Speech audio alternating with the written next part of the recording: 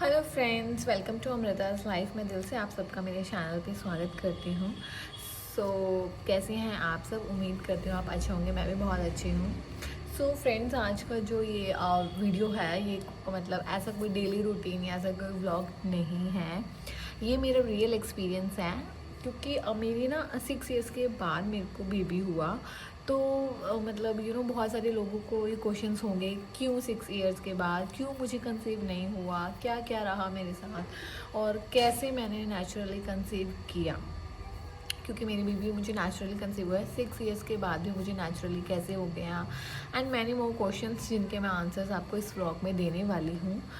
Friends, इन सब के बीच में मुझे एक मिसकैरेज भी फेस करना पड़ा, उसके बारे में भी हम बात करेंगे।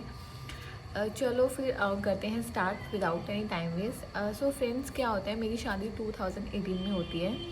उसके बाद मैं कर रही होती हूँ MBA। हम प्लान नहीं करते हैं बेबी, स्टार्टिंग के 2 इयर्स हमने प्लानिंग नहीं की बेबी की। क्योंकि मेरी स्टडीज़ चल रही होती है, मुझे कॉलेज जाना होता है, तो इसके साथ साथ मैं बेबी नहीं कर सकती, इसीलिए हम बेबी प्लान नहीं करते हैं स्टार्टिंग के 2 इयर्स। उसके बाद क्या होता है, 21 में फैब में मुझे नेचुरली कंसीव हो जाता है विदाउट एनी प्लानिंग। अब 2 इयर्स हो गए थे, बट ठीक है, फिर हम उस टाइम भी प्लान नहीं करे थे, बट बेबी कंसीव हो गया, तो हमने सोचा चलो ठीक है, अगर भगवान चाहते हैं तो क्यों नहीं, हम ज़रूर रखेंगे इस बच्चे को। हमने अपनी प्रेगनेंसी को कंटिन्यू रखने का सोचा। जब मुझे पता चला तो वी आर सो हैप्पी, और फैमिली से खुश होती है तो वैसे ही सब खुश थे। हमने खुशी खुशी में सबको बता भी दिया था। तो ठीक है, मेरी प्रेगनेंसी हो गई। 1-1.5 महीना, मतलब 1-1.5 महीने बाद तो हमें पता ही चलता है, उसके 1 महीने और चले, मतलब 2.5-3 महीने होने वाले थे। तो क्या होता है कि होली का टाइम होता है, होली से एक दिन, उसी दिन होली होती है, यस, पूजा करने वाली होली उसी दिन होती है। तो मेरे को ना रात को हल्की सी स्पॉटिंग हो जाती है। तो ठीक है, मैं यूट्यूब पे सर्च करती हूँ, आजकल यूट्यूब पे हर क्वेश्चंस के आंसर होते हैं। मैंने काफ़ी यूट्यूब पे सर्च किया, तो पता चला कि वरी करने की कोई बात नहीं है, हल्की फुल्की स्पॉटिंग हो सकती है। 1 मिनट गाइस, थोड़ा सॉरी फॉर डिस्टर्बेंस। यस, तो मैंने यूट्यूब पे सर्च किया, तो मुझे पता चला ठीक है, हल्की फुल्की स्पॉटिंग हो सकती है, कोई इशू नहीं है। ठीक है, मैं विदाउट एनी टेंशन मैं सो गई। फिर नेक्स्ट डे जब मैं उठी तो मुझे थोड़ी और स्पॉटिंग हो गई, मतलब लाइक ब्लड था, एग्जैक्ट रेड कलर भी नहीं था, ब्राउनिश सा कुछ डिस्चार्ज हुआ मुझे, बट फिर मुझे टेंशन होने लग गई। तो फिर हमने हमारे डॉक्टर को विज़िट किया, तो उन्होंने हमें अल्ट्रासाउंड रिकमेंड किया, बट उस दिन होली थी, मैंने आपको बोला, तो बहुत सारे अल्ट्रासाउंड सेंटर्स बंद थे। फिर लकीली हमें एक ओपन मिला, तो हम वहाँ पे गए। मैं नॉर्मल मूड में गई थी, मैं बहुत ज़्यादा अपसेट भी नहीं थी, मुझे लगा ठीक है, ऐसे हो गया होगा, कोई बात नहीं है वो। बट जब मैंने अपना अल्ट्रासाउंड करवाया, तो उनकी कॉन्वर्सेशन में मैंने सुन लिया मिस्ड अबॉर्शन। तो मुझे मिस्ड अबॉर्शन तो नहीं पता, बट यस, अबॉर्शन तो हम सबको पता होता है। लिटरली मेरी आंखों में वहीं पे आंसू आने लग गए, और जब मैं रूम से बाहर आई तो फिर मेरे हस्बैंड मेरा फेस देख के समझ गए कि यस, कुछ तो गलत है। तो फिर हम वापस से डॉक्टर के पास गए, बट मैं कार से भी बाहर नहीं निकली, क्योंकि मैं रो रही थी, ना ही मेरा ऐसा कुछ मूड था कि मैं डॉक्टर से जाके मिलूँ, मुझे पता ही चल गया था। बट वो रिपोर्ट लेके एक बार डॉक्टर के पास गए, तो उन्होंने बोला कि यस, इनका अबॉर्शन हो गया है, it is a missed abortion. उन्होंने बोला कि इनकी DNC करनी पड़ेगी, तो 1-2 दिन बाद जब ये थोड़ा सा मेंटली प्रिपेयर हो जाए, आप DNC के लिए हॉस्पिटल आ जाइए। आपको करनी पड़ेगी। DNC क्या होता है, एक सर्जरी टाइप होती है, आप मेडिसिन खा के अपनी अबॉर्शन कर सकते हो, या फिर DNC वो आपके डॉक्टर्स आपके लिए सजेस्ट करते हैं, वो डिसाइड करते हैं आपके लिए क्या ठीक है। तो मेरी प्रेगनेंसी को ऑलमोस्ट 3 मंथ्स हो ही गए थे, तो फिर इसलिए मुझे DNC करवानी थी। बट लिटरली मेरा मूड बहुत ऑफ था, और मैं बहुत ज़्यादा रोई। यस, ये मेरी प्लान प्रेगनेंसी नहीं थी, बट बच्चा तो मेरा ही था यार, और मैं दिल से चाहती थी कि अब हो जाए, बट ठीक है। तो फिर हर फीमेल के मन में मुझे लगता है ये क्वेश्चन आते होंगे कि क्या मेरी गलती थी, क्या मैंने ऐसा कुछ किया कि मेरा अबॉर्शन हो गया, मैंने कोई ऐसा काम किया, मैंने कुछ हैवी उठा लिया। तो फिर जो डॉक्टर हैं उनका भी मुझे कॉल आया, क्योंकि वो हमारी फैमिली डॉक्टर है, मैं बहुत रो रही थी। तो फिर मैंने उनसे पूछा कि मतलब मेरी गलती की वजह से ऐसा कुछ हुआ है, तो उन्होंने मुझे समझाया कि नहीं बेटा, ऐसा कुछ नहीं हुआ, ये जो मिस्ड अबॉर्शन होता है ना, ये हमारे अच्छे के लिए होता है, क्योंकि इसमें कुछ क्रोमोसोम्स वगैरह होते हैं ना, वो सही नहीं होते। तो ये अगर बच्चा हो भी जाता है तो वो मतलब सही नहीं होता। तो जो गॉड है ना, वो अपने बच्चों के लिए ये डिसीजन लेते हैं, इसलिए वो इस अब मतलब प्रेगनेंसी को यहीं पे स्टॉप कर देते हैं। इसको हम मिस्ड अबॉर्शन कहते हैं। अगर वो बच्चा हो भी जाता है ना, तो वो अब नॉर्मल बच्चा होता है। तो इससे बेटर है कि ठीक है आपका अबॉर्शन हो गया ये वो, बट हमारे लिए थोड़ा समझना मुश्किल होता है।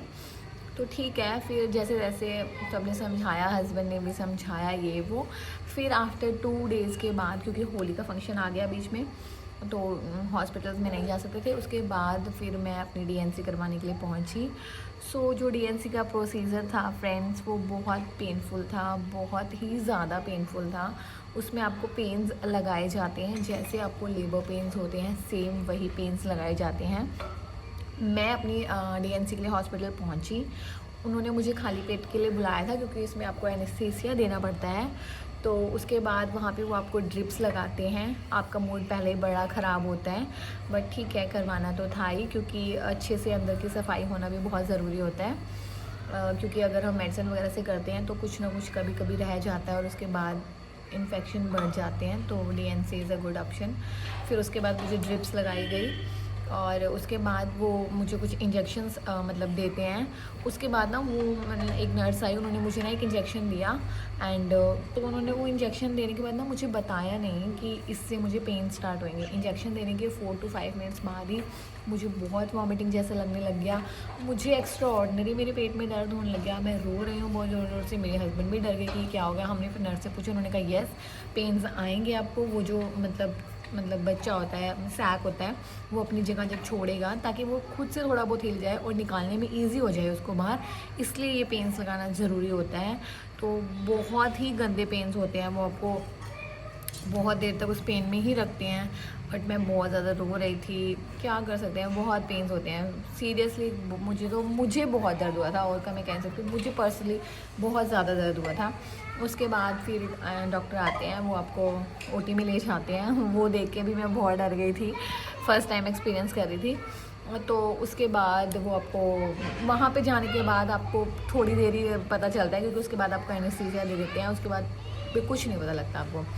उन्होंने जो मेरी वैन फ्लो लगी हुई थी उसके अंदर मुझे एनेस्थीसिया दिया, एंड मैं भी होश हो गई। और उसके बाद उन्होंने जो भी प्रोसीजर किया होगा, बट येस आफ्टर प्रोसीजर जब मुझे लाया गया, तो जब मैं होश में आ रही थी उसके बाद भी मुझे वो दर्द बहुत ज़्यादा हो रहा था। मैं बहुत ज़ोर ज़ोर से बोल रही थी। आप अच्छे से होश में नहीं होते हो, बट मैं बहुत ज़्यादा रो रही थी, बोलती मुझे बहुत दर्द हो रहा है, मुझे बहुत दर्द हो रहा है। फिर डॉक्टर से पूछा, उन्होंने कहा जो पहले पेन्स होते हैं उसका थोड़ा बहुत असर कभी कभी रह जाता है, कोई बात नहीं, ठीक हो जाएगा टाइम टू टाइम। फिर मुझे उसके लिए इंजेक्शंस दिए गए, पेन किलर्स दिए गए, और मतलब इंजेक्शंस दिए गए कि मैं सो जाऊँ, बट मुझे नींद नहीं आ रही थी बिल्कुल भी। उसके बाद आपको रात तक बहुत ही गंदा फील होता रहता है, वॉमिटिंग जैसा लगता रहता है, क्योंकि एनेस्थीसिया का असर जैसे जैसे ख़त्म होता है बहुत बुरा फील होता है मतलब। और फिर मुझे रात को हॉस्पिटल से डिस्चार्ज कर दिया, मैं घर आ गई। बट घर आके भी हल्का फुल्का वॉमिटिंग जैसा, चक्कर जैसा लगा रहता है, बट नेक्स्ट डे से आप नॉर्मल हो जाते हो। तो ये थी मेरी डीएनसी की स्टोरी। बट येस फ्रेंड्स, बहुत सारे डॉक्टर्स ने मुझे बताया आजकल हर फीमेल के साथ मेनली हो रहा है। फर्स्ट केस में उनका मिस्ड अबॉर्शन हो जाता है, इसमें कोई डरने वाली बात नहीं है। एंड येस फीमेल्स, आप मेरी तरह खुद को ब्लेम बिल्कुल मत करना कि मेरी वजह से हुआ होगा, नहीं।